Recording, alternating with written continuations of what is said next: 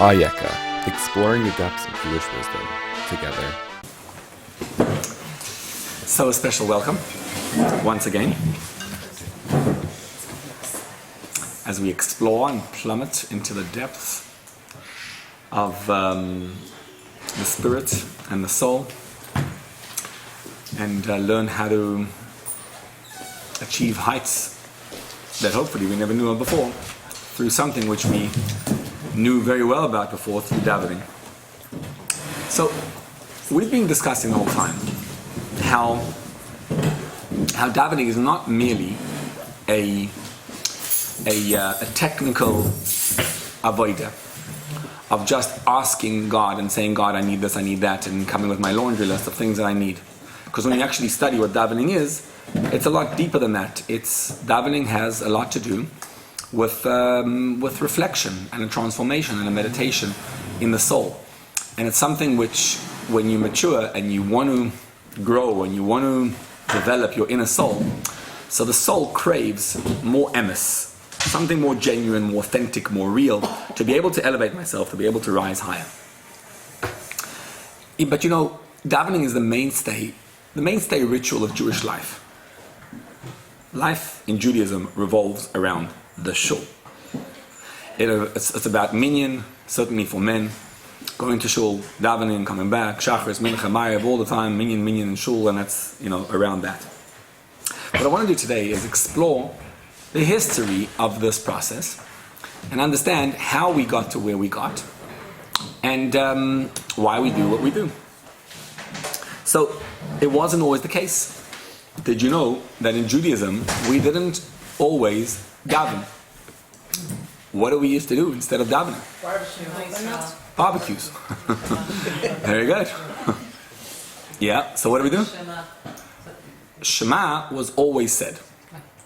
Saying Shema is a biblical mitzvah. Saying Shema Yisroel Hashem Elokeinu Hashem Echad is a d'oraisa. It's a biblical mitzvah. Parenthetically, that's why ladies are not obligated in it, because it's a mitzvah aseh shazman grama. It's a biblical mitzvah that's dependent on time. Whereas davening, because it's not biblical, that's why there is an obligation. Side point. But so Shema we always used to say.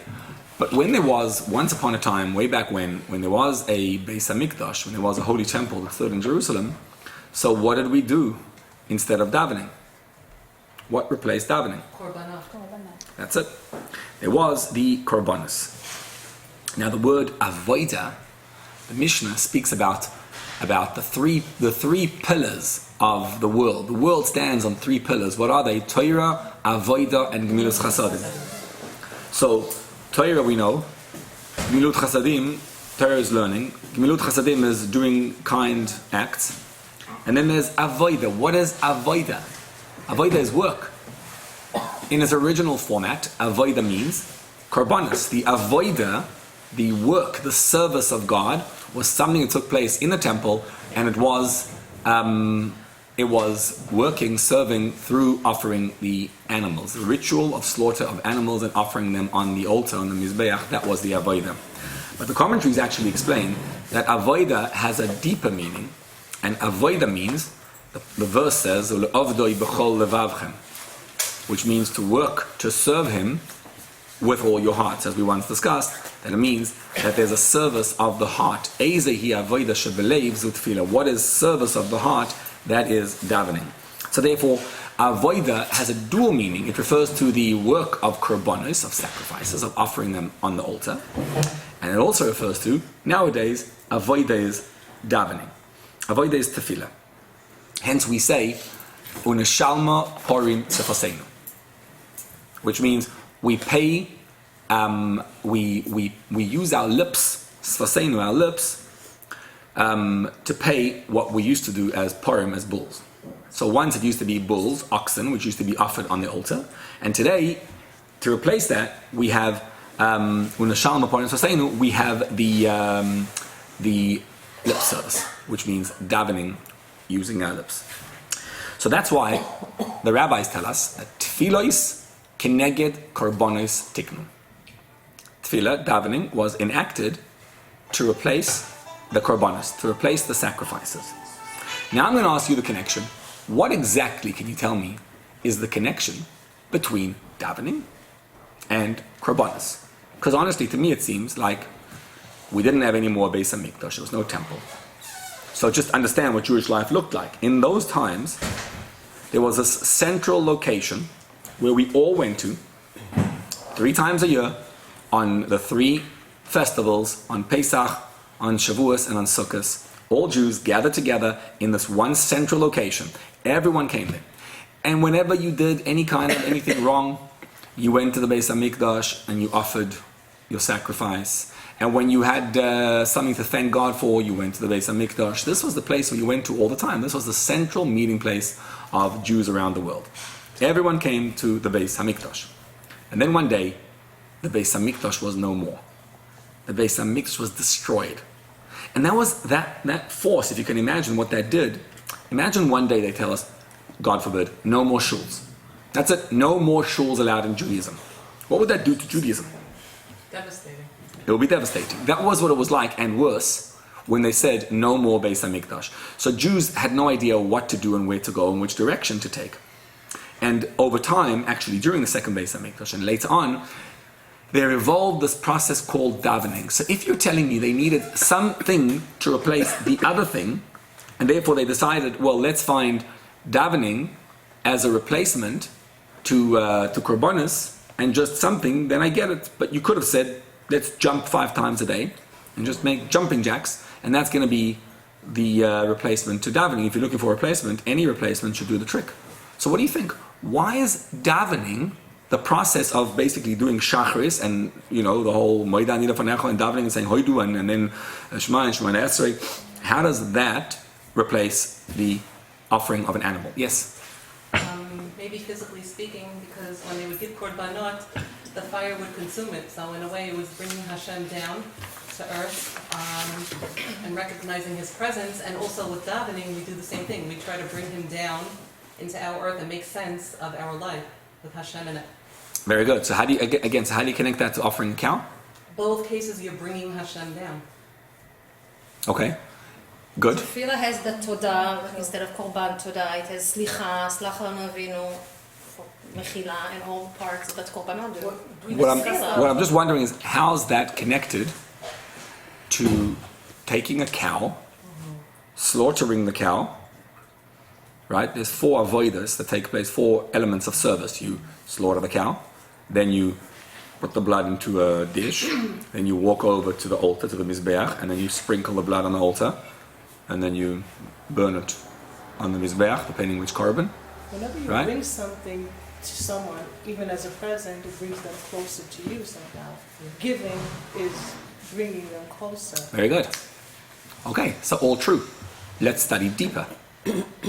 So, I think first of all, there's a misunderstanding that we have in both what is korbanos, why were there korbanos offered, and also what does davening mean. We've already learned a lot about davening, we haven't learned much about korbanos. What I'd like to do today is understand them and study both elements. Because korbanos to us, I think to most of us today, modern man, thinks of it as a, barbaric ritual of slaughtering animals to the altar. And you almost like, whenever you daven and you say, Shibana Beis HaMikdash Emher V'Yameinu, I wish the Beis HaMikdash should be rebuilt, but I'm not sure what I'll do when there's korbanos. Can you imagine? Every day we're going to be offering these animals, and it's just going to be interesting. I mean, the Beis HaMikdash was a fascinating place. There was this beautiful, stunning building with all these, marble and gold and an incredible edifice. But what was done in the Beis HaMikdash? There were these barefooted guys who would walk around and they would kill and take out all the guts and whatever out of the animal, and there was blood and everything all over. And when it was full, they would open up, make a sponja. They would, open up the water and get it out. That was what the Beis HaMikdash was. We can't even receive chicken without feathers, like that. What means to salt the chicken like our grandmas did. So this is like. So we need to understand what are korbanos on the one hand, and to relate to it and to to gain a deeper awareness of what it means, number one. And number two, what is davening? So now, generally, what people think is davening is what halakha says it is, and therefore it is that, is asking God for your needs. It's a time to come to Hashem and say, God, here's what I need. Please help me with my needs. That's what davening is. And the two rituals seem vastly different. Because if davening is asking God, God, I need some money. I need help in my shalom bayis. I need help, with my spouse. I need help with my kids. That's wonderful. Then there's this ritual of offering animals on the mizbeach, on the altar, and you want to tell me that this one replaces that one. And actually, dare I say, that davening makes more sense to us than the original, which is the korbanos themselves. Yeah. That's because we relate to it and that's what we know. Right. For that was. Because modern man is truly horrified by the killing of animals. Not just that, there's a communication when we daven. Yeah. Did they daven when they gave korbanos? Did they speak to Hashem also? We'll talk about that. It's a good question. Good question. But even if they talk to Hashem, they still kill the cow. Do you? Right?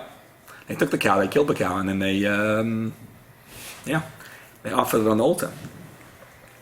And I think today, modern man is horrified by killing of animals, and therefore many people become vegan and vegetarian and refrain from meat.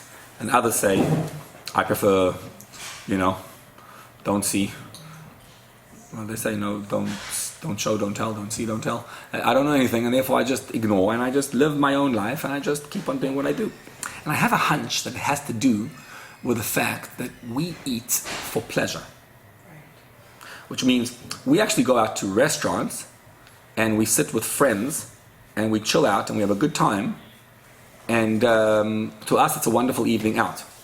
To the cow, it was self-sacrifice to be present at your chill that evening. It's their avoda, you're helping them do what they were meant to do here in this world. Right. So that will only work if you're doing what you're meant to do. But if you know deep down that all you're doing is just chilling and enjoying your life and having a good time, then it's very difficult to come to the cow and say, listen, Mr. Cow, you should sacrifice so that I can go out with my friends, basically. And then we when you see someone wearing a $50,000 fur coat, then yes, you wonder, why did all these animals have to give up their lives so that I could wear a nice, beautiful, expensive, over-expensive coat, right? And all the ivory and different things that we use, it isn't wrong to say that there's a lot of cruelty going on to animals for not necessarily for any real reason. And when a person behaves like an animal, sometimes, and when you feel animalistic in that sense, then it's very difficult to appreciate and understand why the animal should sacrifice his life to die for the cause. But if a human being behaves like a human being, then perhaps he'll begin to understand why animals were designed for him. Right? In Tanya he says that Daniel in the lion's den, right? Daniel was thrown by the king into the lion's den because the king issued a decree that no one's allowed to daven.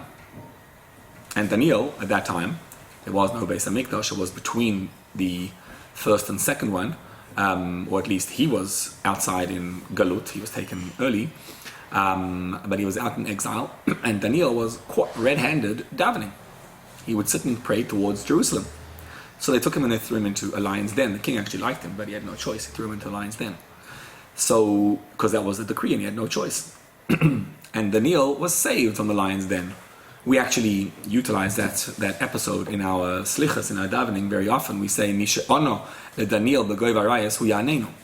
He who answered Daniel in the lion's den should answer us in our tefillahs, in our prayers. Because Daniel in the lion's den was not a miracle. Do you know why? Well, if an animal sees a piece of meat, then he wants to eat it. So the question is, when he looks at a human being, what does he see? Does he see a human being? Or does he see a fellow piece of meat?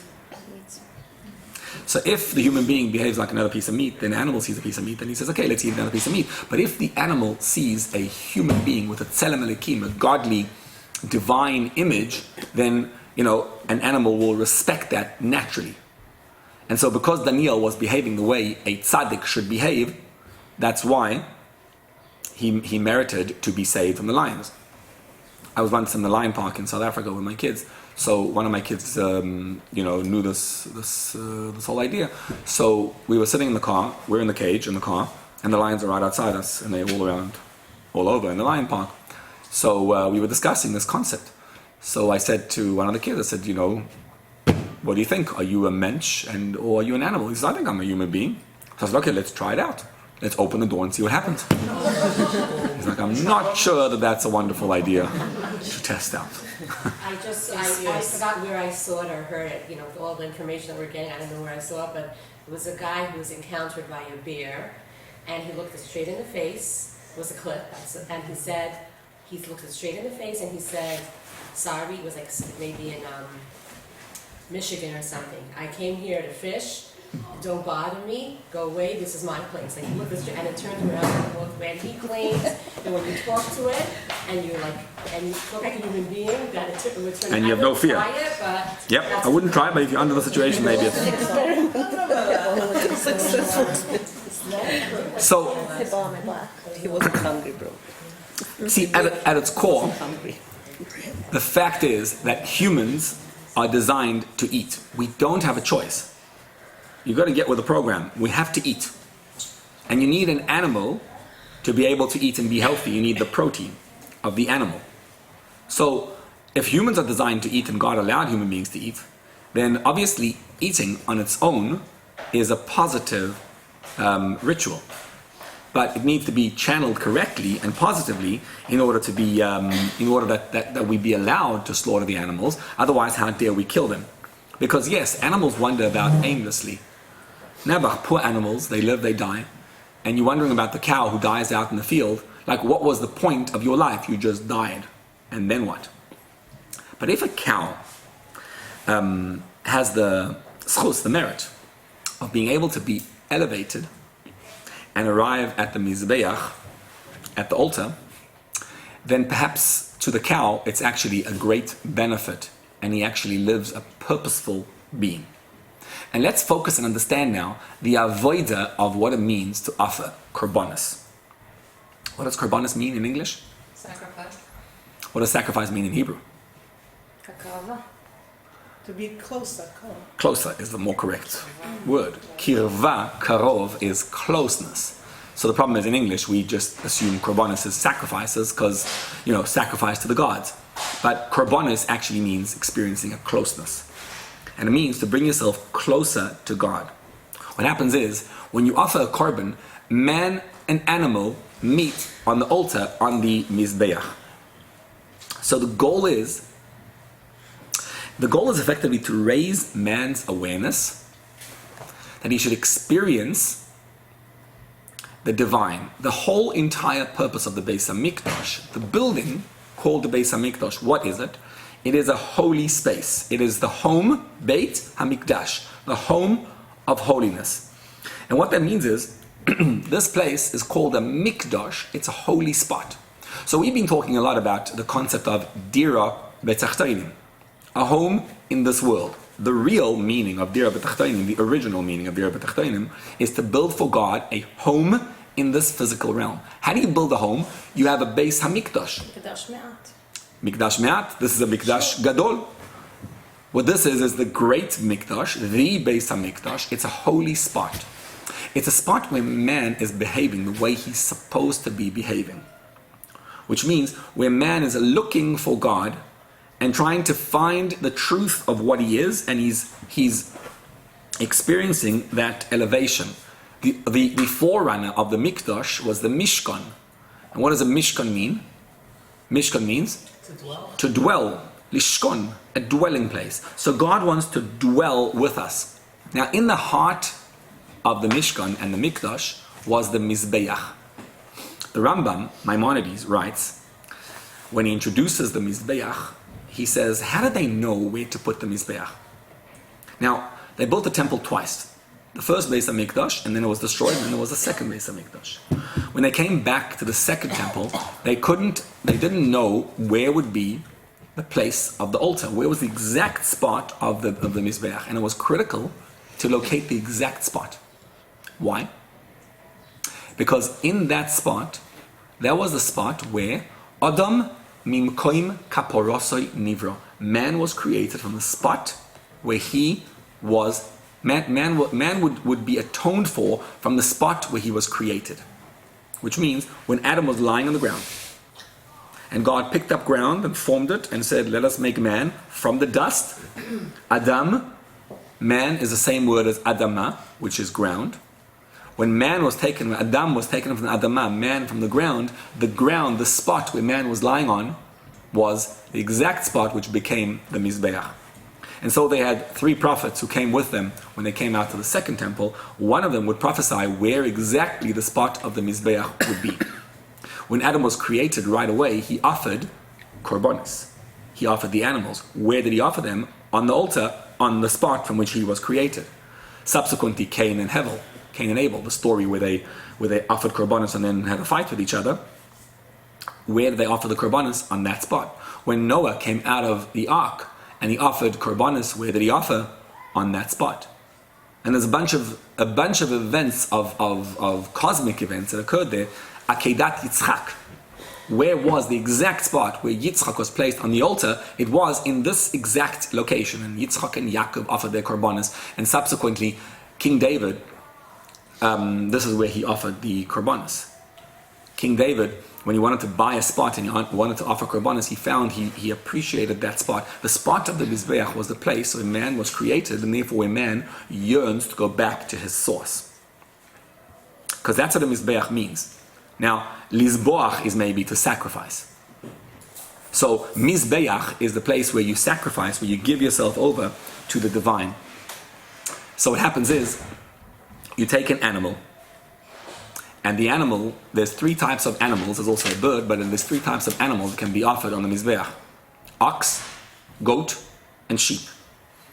And you take the different types of animals, and you put them on the Mizbeach, and then what you do is, the process is, every animal has blood, and the blood is the hadam wa nefesh, the blood is the soul, the blood is the excitement of the animal. So when you're offering Korbonos, what you're doing is you're squeezing out the blood from the animal through a process called shchita. What is the translation of shchita in English? Slaughter. Slaughter. What's slaughter in Hebrew? Mishkan. What does slaughter mean? Cut. What? Cut. To kill. Murder, right? Murder. Right. So that's saying. We don't murder animals. We are not animal murderers. We are not animal killers. The correct word for slaughter would be laharog, even though today we use in Hebrew lingo lishchot, but that's not what lishchot means. The rabbis tell us that ein v'shachat ela u'moshach. V'shachat means to elevate. We don't kill animals, we elevate them. We take the blood out of the animal. The blood is the excitement that the animal has in what it does in this world, which means, right, every animal, the ox gores, he has this force which wants to gore. And the sheep is more meek. And the goaty. And each animal has its midah, its characteristic, its character trait. They generally have one type of character. Animals are animalistic, they're limited to one character. And what we do is we take that animalistic character, which is the blood of the animal, and we elevate it, the shochat, we elevate it. What do we do with it? We bring it to the place of the Mizbeach, the place where man was created from and man meets God. A place where man has that yearning for God. Now, for those who want to go a little bit deeper, but this is in parentheses, what we're really doing is putting the animal on the Mizbeach and bringing the animal back to its source. Because everything in this world comes from a higher source. And animals are really godly beings. When we say in davening, Ve'ofanim ve'chayot HaKodesh, Chayot HaKodesh, what's the Chayot HaKodesh? Holy animals? What's a holy animal? You make him holy after that. When we say Voifanim b'chayes hakodesh b'rash godol misnasim leumas asrafim, that means that the oifanim and the holy animals are making a huge noise as they are elevated, right? And elevated and rising towards God, and they cry out, Baruch Kvod Hashem Mimkomo, that blessed or draw down the glory of God from His place. Who do you think we're talking about? Who are these holy animals? We go to Korbanos. Well, they're not cows. No. The holy animals are actually angels. We are referring here to the malachim, to the angels. What we speak of is that the angels recognize God. Angels are experiences, they are feelings. So they're compared to animals because they are yearnings for something greater. And every animal, the animals, the malachim, are called animals. Chayot HaKodesh are these holy animals. Every animal in this world has an actual source in a celestial animal. And if you want to study some real Kabbalah, well, it says that there's a Merkava. The Merkava is the chariot, which means the Shekhinah is a throne. The Shekhinah is God, rests on a throne. The throne is carried by the animals in the Merkava, the chariot. And we speak of 4 different types. One of them is the lion, the other one is the ox, there's the eagle, and then there's a human face, and they carry the Shekhinah. What that means is that the experiences that animals have is what carries the Shekhinah. So experiences are very powerful.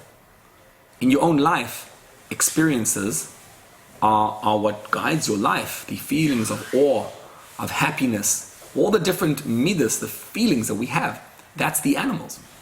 When we offer a physical animal on the Mizbeach, on the altar, what we're really attempting to do is connect the physical animal with his spiritual counterpart animal. We're trying to bind the two together on the Mizbeach. And so in the Beis HaMikdash there was this really holy avodah, this holy work of the avodah is to find the connection between the cow. See, a cow is just a cow. But if you extract the blood from the cow, and you take the blood back to its core, and you take the cow back to his core, and you put him on the Mizbeach, and man puts him on the Mizbeach and connects him back to God, what you're hoping to do is strip all the externality of the cow and find only the core of what the cow is, which is connected back to his source.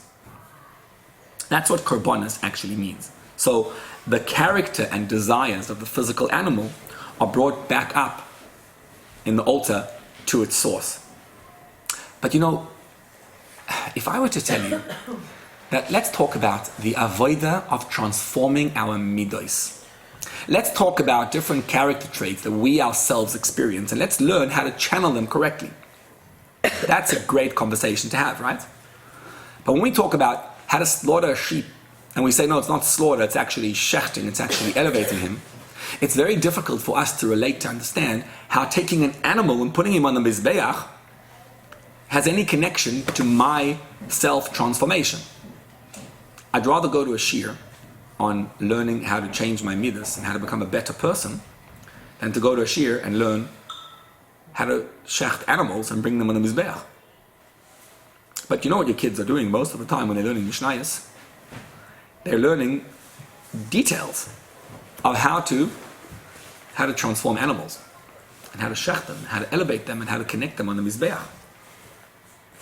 The reason it's difficult for us to understand and relate to what the Mizbeach and the Korbonos were is, I think, because we ourselves indulge in animal eating, and so we don't relate to the concept of taking an animal and making it holy, number one.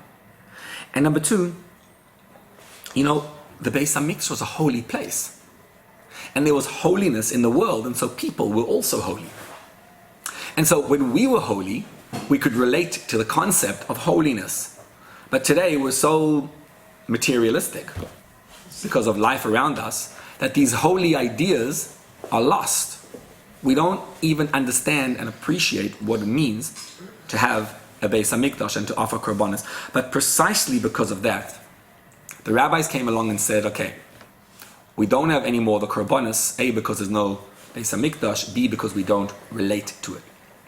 So what we're going to do is we're going to take the core of what davening is, and we're going to see how davening is exactly identical, verbatim, to what the Korbonos are. Except for one detail. Korbonos are with a physical animal, and when we daven, it's not the physical animal, but rather the process takes place inside of each of us. So we've got a little bit of an insight now into Korbonos, right? Now let's try gain some insight into what davening is, and we've already discussed some of this, so let's develop the point. Now really, as someone mentioned before, Korbonos have a meditative element in them also. It's not just about offering a physical animal, there's also a reflection. What's the reflection with Korbonos? What are you supposed to reflect about when you offer a cow on the Mizbeach? That it could have been me. That it could have been me. Meaning what? It's a part of tshuva. Right. Basically, when they're killing the cow, what you want to think about is Kaparos. that. So what is Can it? go instead of me. Right. So what does that mean with kaparas? That this chicken will die instead of me. Why should I die? Instead. The chicken should die instead of me. You're saying I should die.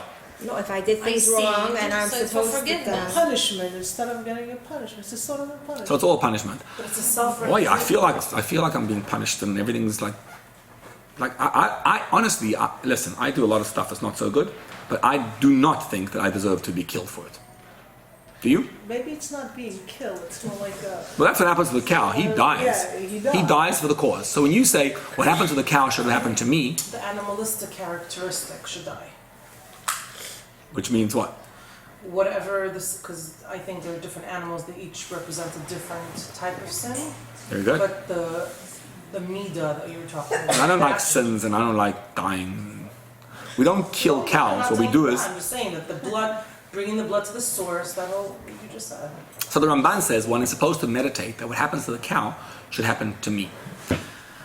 In Chassidus, what's explained about that is that, well, the Zohar says that Raza de Kurbana, Oile ad Raza de Ein Sof, the secret of the Korban rises all the way up to the secret of the Ein Sof, of the divine. Have you ever felt in life like,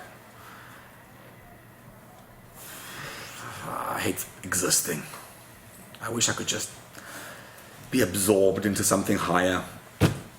Like when you go watch a movie and you're like, you want to lose yourself in the movie. And when you get older, you realize that it's just boring and you can't really lose yourself in it.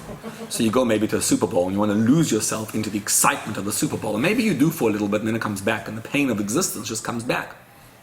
And sometimes to exist is very challenging. As opposed to the experience of just letting go. Isn't it amazing when you have those moments when you're able to let go? A human being looks at a cow and he says the cow was able to let go completely. He wasn't killed, he was completely elevated. I wish I could be too. You get the difference? It's not about he died for his punishment and for his sins. Poor cow, all his sins. Okay, well, whatever, he's just a chicken or a cow or whatever, right? And he died for his sins, and that should be happening to me. This is a positive. It's when you look at the cow and you realize that the cow was able to be completely absorbed, and you wish you could be completely absorbed. They fulfilled their mission. That's like... Right. But it's about your meditation. It's about you and I fulfilling our mission. When I look at the cow and I feel how the cow is able to be elevated, I am slowly but surely elevating my own personality. And I myself am feeling a rise and a transcendence over life. And that's where I want to get to. I want to be able to feel connected to the divine, to God. So, there's a whole other dimension to davening. And just like the Ramban says, that when you offer a korban, you're supposed to think this in your mind, that what's happening to the korban should happen to me. The korban is able to be elevated. I wish I could also be elevated. So it is that in davening, davening has everything except for the actual ritual of slaughtering the animal. That shechting, that elevation of the physical animal, that's the part we don't have. The reflection, the meditation is what we have. So what is the meditation? Well, let's take a look and break down the components of what's needed to bring a korban, and then see if we can do it ourselves. To bring a korban, you need an animal, number one. Then what do? You shecht it. You shecht it, take out his blood, and the animalistic excitement, and you elevate it. And then you take it to the mizbeach, to the altar, and you burn it on the fire of God. And you do this all in the Beis Hamikdash or the Mishkan. The pasuk says, the verse says, "Ve'asuli mikdash, ve'shachanti betocham." What's the English? Make for me a sanctuary, and ve'shachanti, I will dwell betocham, in them. What does that mean, in them? What's it saying? Hashem says, God says, make for me a sanctuary and I will dwell where? In the Mishkan. In the Mishkan. Why then? But then it should have said, V'shachanti betocho. Make for me a Mishkan and I will dwell in it. In the people. And everybody. And every So the rabbis tell us, make for me a mikdash is a broader command. It's you. Each and every one of you should create for me a safe space. V'shachanti betocham, and I will live betoch kol echad ve'echad. You become the mikdash. You become the Mishkan. And that's why the Mishkan was actually destroyed. It's not a negative, it's a positive. It's in order to allow the space for us, each and every one of us, to transform our own selves and to be able to change so that you and I can actually experience that transformation. So what's the animal? Now we know we want to make a mikdash out of ourselves. But to do so, you have to offer an animal. What do you think is the animal? What's the animal when, not the physical animal, the animal inside us? It's a her? It's a horror. Why is he an animal? He wants us Very to do impulsive. bad. They Very don't have impulsive. no- you don't- Doesn't. He is a tool. He is a tool just like any other. Very good. That taiva, what is it? But let's understand deeper. How many characters do you think you have? Many. Can't count them. They have all the countless. Do you ever find yourself like schizophrenic? Meaning like one day you find yourself to be, you're in this holy mood, you want to daven, you want to go to a shir, you want to just do chesed, you want to do good things, and literally the next day or the next second, you find yourself just wanting to hurt someone, just speak lashon hara, just speak something bad, and just do something negative. It's just like horrible things. One day you're annoyed and screaming, like you come in and you're snapping at everyone, the whole family, and then the next second you actually just feel elevated. But there's a difference. One of them you want to do, the other one it's impulsive.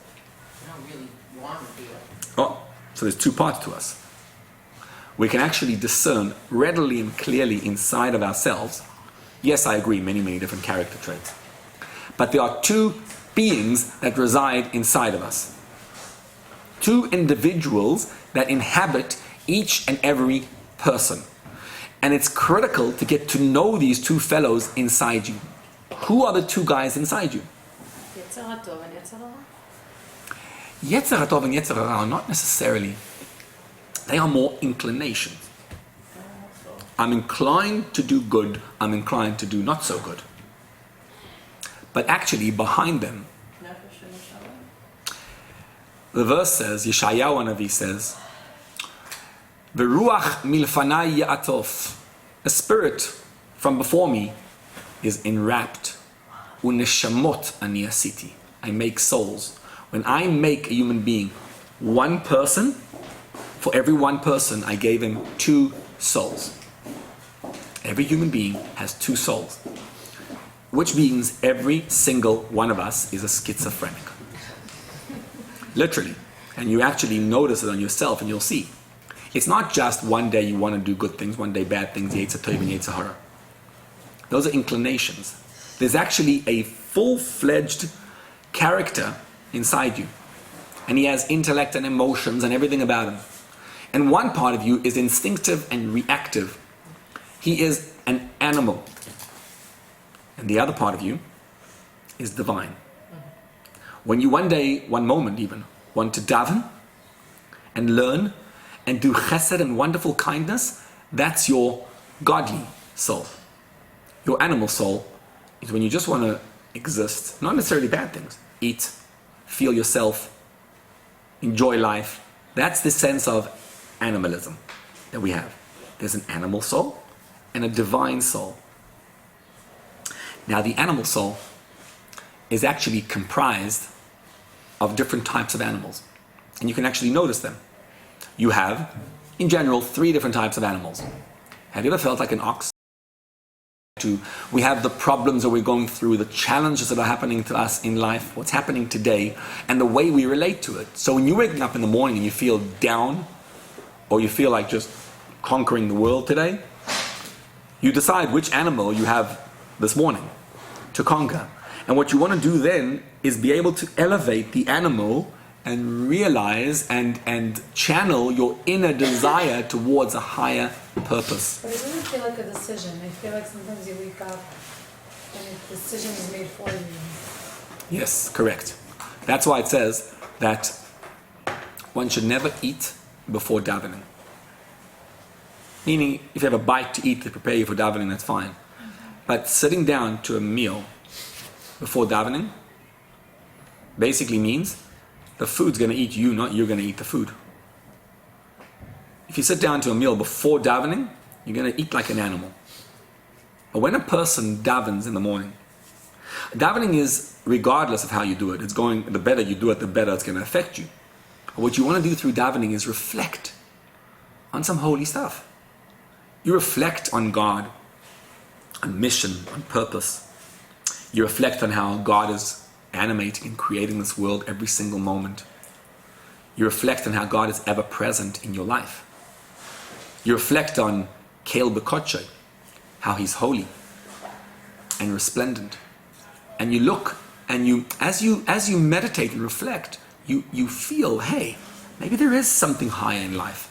And maybe not every day it dawns on you, but maybe in a process of davening, you come to this realization that there's things higher to aspire to and to live to.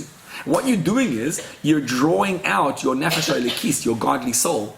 You're expressing her more. You're exercising her more. You're allowing her to express herself more. And the more the godly soul, the inner desire, is able to express itself, the more of a real life, a genuineness you can lead in life, because you're elevated as you're going. So the Zohar puts it this way. It says, Shas tzloisa, Shas krova. The time of davening is a time of war. When you're in davening, you're in a state of war. Zman tefillah, zman milchama. That's what he's saying, right? At the time of davening is a time of war. There's another war to eating also, yes. But Shas tzloisa, Shas krova. What's the war of davening? I'm just asking God for what I need. Well, first of all, if you ever daven and you see how the animals inside you says, let's focus on something else. Let's allow a concentration span of 24 seconds. And then I'm going to focus on something else. And you have to actually fight with yourself to be able to concentrate. But let's say you're even able to concentrate. And then what do you discover? Well, that it's so difficult and challenging to transform that inner being. Because I'm feeling very down today. Or I'm feeling very, very upset. Whatever feeling I'm having. What I want to do is temper those feelings and say, hey, there's an inner desire. There's something higher to live for. And as I'm doing so, what I'm trying to do is, well, it's not so simple because I don't have a physical animal and just take the physical animal and put him on the altar and that's easy. It's a little more challenging because there's nothing to touch. But inside your being, you can sense the kohen, that inner desire inside you, which is the priest, which wants to do what God wants. And you want to find the animal and say, okay, this is what I'm feeling now. I want to take that animal and I want to find the mizbeach, find the place in the heart which I can aspire to. And so I contemplate and I reflect on higher, loftier things. You're fighting to be a Ben Adam. I'm fighting to be a Ben Adam, very good. Because all of us fall into such ridiculousness sometimes. It's really crazy how we live life. And I'm fighting to say, no, this is a human being. This is a mensch. Don't let him fall. What I want to do is, through the messages of davening, be able to transform that inner animal into a newfound passion. A passion where the inner desire and the true being of what man was supposed to be, what man was designed for, should actually be able to be realized through my being, that I should live a purposeful life and not be bogged down by all the little distractions of life that come my way, that are the animal. And when a human being lives and his animal is challenged towards God, then he becomes a Vasuli Mikdash V'Shachanti Betocham. He becomes a holy sanctuary where God can live. And what's God looking for? He's looking for Dira B'Tachtainim. He's looking for a home in this world. What he wants is a sanctuary where he can dwell. The sanctuary that he wants is you. And that's why you have animalistic desires. It isn't in vain. It's purposeful. If you didn't have an animal, what would be the point? What would you be doing? How would you be connecting to God? And so by discovering your inner desire, which happens through the process of davening, and then aligning it with what you do, what you're doing is offering korbanos. Because once we understand what korbanos was, it wasn't a barbaric ritual. It was about a ritual of being able to discover the animal, physical animal, and be able to bring him onto the mizbeach, onto the altar, and bind him to his source, to God. And the reflection they used to do then, which the Ramban says, Raza the Korban Oilad, Raza the Ein Sof, the secret of the Korban, ascends all the way to the secret of the Ein Sof. What you're actually doing is discovering the connection between the physical, the materialistic, and the spiritual. And so our midos become holy. Our character traits become holy. And that's what davening is. Because even though we know davening to be only asking God for your needs, which it is, but there's another side to davening. And the other side is what the Zohar is saying. The time of davening is a time of war. It's a time to get those two sides inside you and to say, okay, so I have this animalistic side, but it's not just an inclination, it's a whole personality. And what I'm going to do is take this animal and somehow discover this inner desire that I have, and I'm going to take the blood of this animal, which is the excitement that the animal has, bring it together with its divine aspirations and my aspirations for things that are holier and internal, and I'm going to connect them together. So when you go through davening, here's the practical exercise over here. The exercise is that you go through davening. Before you start davening, first of all, reflect on how you feel. Get to know what's going on in my life now. And be honest with yourself. What are you feeling now? Which means, which midah am I feeling? Now, I don't know if you can do this every single day. It might be a bit too much. But try it once a week. Try it on Shabbos. As you begin davening, just get in touch with the feeling that you're experiencing. And as you're feeling that experience, now feel okay. Not too much. Don't get depressed about it. But if you're feeling down, you say, okay, so just remind yourself I was feeling down. And then say, okay, but what would a person do if they were on a mission and God put them in this world and God believes in them, and the inner desire and the inner yearning for God, what would then come up with this feeling of laziness and sadness? You would transform it and you would say, hey, but I'm a holy being and God believes in me. And if God believes in me, surely I should believe in myself. By the end of davening, you want to feel a little bit more, temper it a little bit, to feel more a reason to be, which will transform that feeling of down into a feeling of up. And that, if you succeeded in doing that, you've offered your korban for the day. That's the korban. And then your life becomes a passionate inner desire to bring about something holy. And by the way, you can do it also in real time. That's the beauty. When it happens and when you're feeling suddenly you're upset, and then you say to yourself, hold on, I'm upset, and you take it to Tehillim and you open it up and you daven in the middle of a day, and suddenly in the middle of a day you discover, I'm upset, but let me take this animal and let me see what's my inner desire, and you talk to God and the two meet.